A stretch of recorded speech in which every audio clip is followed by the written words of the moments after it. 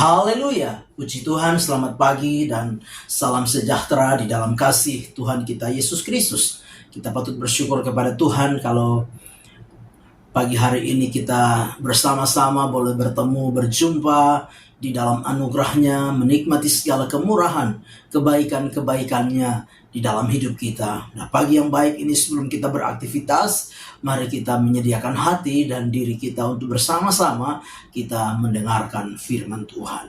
Mari kita berdoa. Bapa Surgawi, Bapa di dalam nama Tuhan kami Yesus Kristus, pagi yang baik ini kami sungguh bersyukur oleh kemurahan-Mu, kasih karunia-Mu kami boleh nikmati. Bahkan perkenanan-Mu membawa kami ada sebagaimana kami ada pagi hari ini. Sebelum kami beraktivitas, kami mau mendasari seluruh aktivitas kami dengan kebenaran firman Tuhan. Berkati kami semua ya Tuhan, dengan kebenaran-Mu. Kami mengucap syukur. Dalam nama Tuhan kami Yesus Kristus kami berdoa. Haleluya. Amin. Puji Tuhan. Pagi hari ini satu bagian tema firman Tuhan yang ingin saya sampaikan kepada kita sekalian, yaitu siapakah yang kita andalkan? Sekali lagi tema firman Tuhan, siapakah yang kita andalkan? Nah, Bapak Ibu jemaat yang kekasih di dalam Tuhan Yesus Kristus, mari kita memperhatikan firman Tuhan di dalam 2 Raja-Raja pasal yang ke-20 ayat 12 dan ayat 13. 2 Raja-Raja 20 ayat 12 dan ayat yang ke-13. Demikian firman Tuhan. Pada waktu itu Merodak Baladan bin Baladan Raja Babel menyuruh orang membawa surat dan pemberian kepada Hizkia, sebab telah didengarnya bahwa Hizkia sakit tadinya.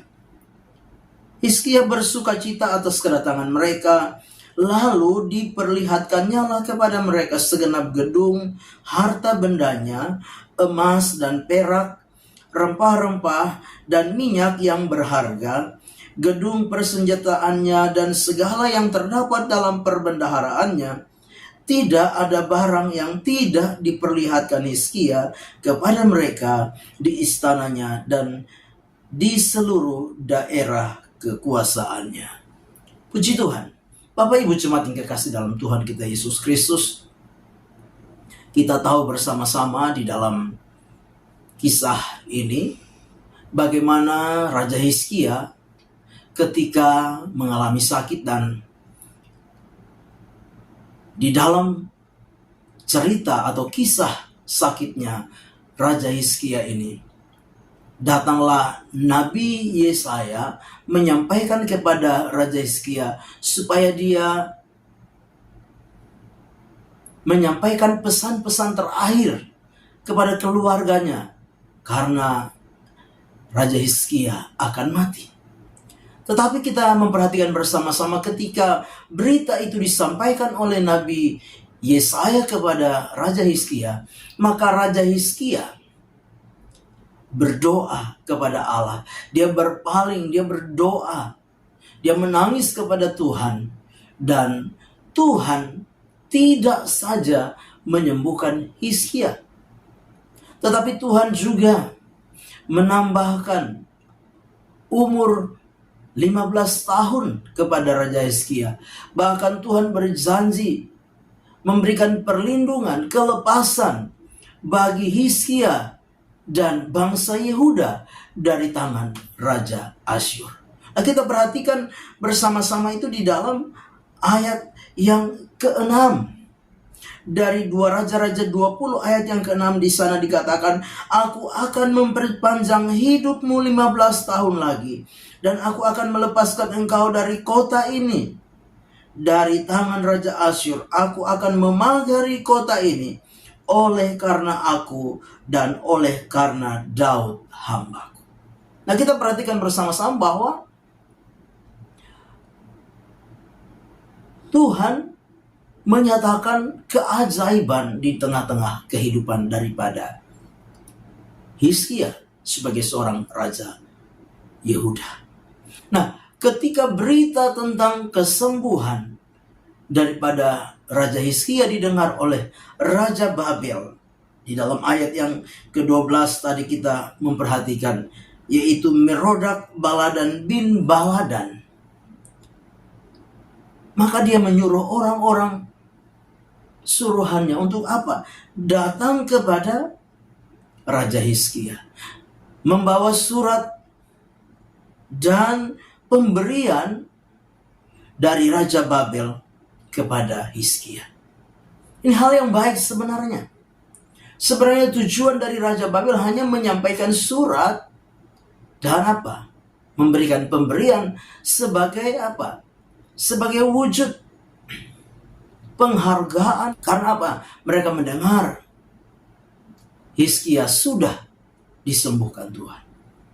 Tetapi di dalam kenyataan, di dalam pembacaan firman Tuhan yang kita perhatikan tadi, setelah datang utusan atau orang-orang suruhan Raja Babel, Merodak Baladan bin Baladan, maka Hizkia memperlihatkan segala yang ada di dalam istananya. Hizkia bahkan memperlihatkan segala yang ada di daerah kekuasaannya. Apa yang harus kita pelajari lewat peristiwa ini?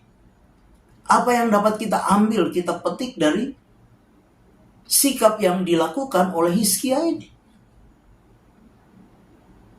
Yang pertama, mari kita belajar bersama-sama bahwa Hizkia lupa bahwa segala yang ada di dalam kehidupannya adalah pemberian Tuhan.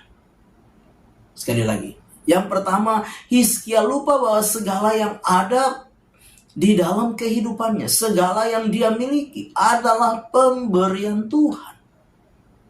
Karena dengan jelas tadi, firman Tuhan di dalam ayat yang ke-6, di sana Tuhan sendiri menyampaikan kepada Nabi Yesaya untuk disampaikan kepada Hizkia dengan jelas. Aku akan memperpanjang hidupmu 15 tahun lagi, dan aku akan melepaskan engkau dan kota ini dari tangan Raja Asyur. Aku akan memagari kota ini, dikatakan oleh karena aku dan oleh karena Daud hambaku. Oleh karena aku, Tuhan sendiri berkata. Artinya apa? Artinya bahwa segala yang dimiliki, segala yang dipunyai oleh Hizkia itu karena Tuhan, bukan karena Hizkia. Nah, Bapak Ibu jemaat yang kekasih di dalam Tuhan kita Yesus Kristus, apapun keadaan kita hari ini, apapun kondisi kita hari ini, apapun kesuksesan dan keberhasilan yang ada pada kita hari ini, ingat bahwa itu karena Tuhan yang menganugerahkan kepada kita. Itu karena Tuhan yang memberikan kepada kita, bukan karena kita, tapi karena Tuhan. Nah, Bapak Ibu jemaat yang kekasih, jangan sampai kita lupa. Sebagai orang-orang percaya, jangan sampai kita lupa bahwa kita berpikir segala yang ada pada kita, segala yang kita miliki itu karena kita, saudara-saudara. Bukan. Ingat bahwa itu semua karena Tuhan. Tuhan yang mau apa? Meneguhkan perjanjiannya. Tuhan yang ingin menunjukkan kepada kita perjanjiannya, bahkan kasih setianya kepada kita. Nah, Bapak Ibu jemaat yang kekasih di dalam Tuhan kita Yesus Kristus, sebagai orang-orang yang percaya, mari kita menyadari segala yang ada pada kita semua adalah titipan Tuhan, semua adalah pemberian Tuhan, semua adalah anugerah Tuhan di dalam hidup kita. Jangan kita bersikap seperti Hizkia yang lupa bahwa segala yang dia miliki adalah pemberian Tuhan. Seolah-olah dia bangga, dia merasa hebat, sehingga dia menunjukkan kepada orang-orang suruhan dari Raja Babel. Bapak Ibu jemaat yang kekasih, hal yang kedua yang kita pelajari dari apa yang dilakukan oleh Raja Hizkia, yang kedua yaitu jangan mengandalkan apapun yang kita miliki. Bapak Ibu jemaat yang kekasih, Kita mungkin memiliki segalanya. Tapi ingat, segalanya itu tidak akan mampu untuk menolong saudara dan saya. Jangan andalkan apapun yang ada di dalam diri kita. Ingat, kita belajar untuk apa? Mengandalkan Tuhan di dalam setiap kehidupan kita. Kita terbatas, kita penuh dengan ketidakberdayaan. Sekalipun kita punya semuanya, itu tidak akan pernah menolong bahkan membantu kita dalam kita menghadapi keadaan-keadaan yang tidak terduga di dalam hidup kita. Andalkan Tuhan di dalam setiap kehidupan kita. Firman Tuhan di dalam Yeremia pasal yang ke-9. Yeremia pasal yang ke-9. Kita perhatikan bersama-sama di dalam ayat yang ke-23. Yeremia pasal yang ke-9. Ayat 23 dan 24. Dikatakan demikian. Beginilah firman Tuhan, janganlah orang bijaksana bermegah karena kebijaksanaannya. Janganlah orang kuat bermegah karena kekuatannya. Janganlah orang kaya bermegah karena kekayaannya.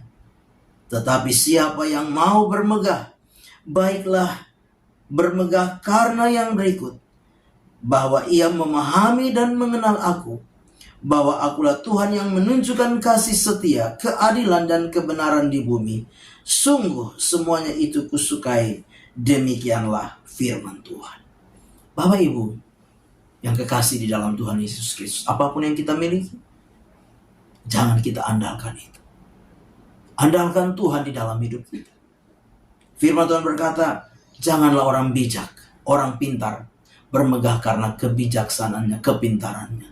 Janganlah orang kaya bermegah karena kekayaannya. Janganlah orang kuat bermegah karena apa? Kekuatannya. Tapi mari kita belajar. Untuk apa? Bermegah karena kita mengenal dan memahami Tuhan. Mengenal dan memahami Tuhan yang bagaimana? Tuhan yang apa? Menunjukkan kasih setianya kepada kita. Hari ini kita belajar. Andalkan Tuhan yang apa? Selalu menunjukkan kasih setianya di dalam hidup kita. Setiap saat, setiap waktu, Tuhan selalu menunjukkan kasih setianya kepada kita. Sekalipun kadang-kala kita lupa sama Tuhan. Sekalipun kadang-kala kita mengandalkan kekuatan kita. Kita mengandalkan kemampuan kita. Tapi hari ini kalau kita ada, itu karena Tuhan yang sudah menunjukkan kasih setianya kepada kita. Itu sebabnya pagi hari ini mari kita belajar. Andalkan Tuhan di dalam setiap kehidupan kita. Dalam kita menjalani hari-hari perjalanan hidup kita. Yeremia 17 ayat yang ke-7 berkata, diberkatilah orang yang mengandalkan Tuhan dan yang menaruh harapannya kepada Tuhan. Sekali lagi, Yeremia 17 ayat 7 berkata, diberkatilah orang yang mengandalkan Tuhan dan yang menaruh harapannya kepada Tuhan. Amin. Kita berdoa. Bapa di dalam surga, terima kasih untuk firman Tuhan yang sudah kami dengar pagi hari ini. Biarlah firman itu menjadi rema, menjadi berkat, menjadi kekuatan di dalam hidup kami. Kami serahkan seluruh hidup kami, pribadi, lepas pribadi, rumah tangga, keluarga, pekerjaan, usaha, mata pencarian kami serahkan. Bahkan kami serahkan seluruh pengiringan kami, pelayanan kami, iman kami, ketekunan kesetiaan kami kepada Tuhan. Tuhan kiranya yang memberkati senantiasa. Kami serahkan semua dalam tangan Tuhan. Sepanjang hari ini dari pagi, siang sampai malam hari. Kami melangkah bersama Tuhan di hari baru ini. Mengucap syukur. Dalam nama Tuhan kami Yesus Kristus kami berdoa. Haleluya. Amin. Selamat pagi. Tuhan Yesus memberkati.